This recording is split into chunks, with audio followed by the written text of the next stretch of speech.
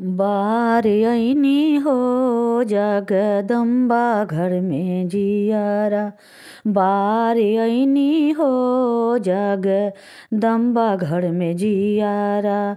बारे ऐनी बारे ऐनी बारे ऐनी हो जगदम्बा घर में जियारा।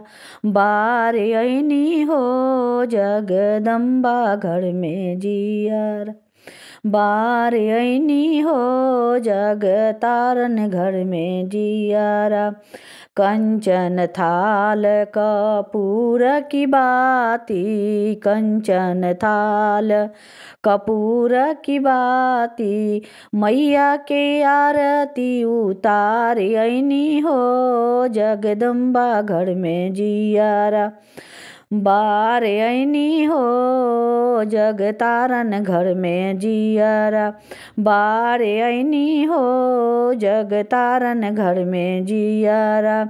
सोने के थाली में व्यंजन परोसल हो, सोने के थाली में व्यंजन परोसल, मैया के भोग लगावैनी है जगदम्बा घर में जियारा। बारे ऐनी है जगतारन घर में जियारा। मैया के भोग लगावैनी हो जगतारन घर में जियारा। बारे ऐनी हो जगतारन घर में जियारा। बारे ऐनी हो जगदम्बा घर में जियारा।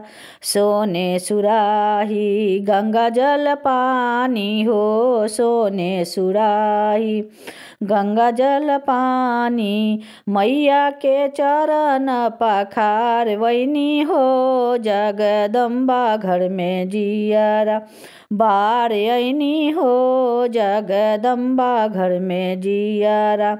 मैया के चरण पखार वैनी है जगदारन घर में जियारा। बारे वैनी है जगदम्बा घर में जियारा। बारे ऐनी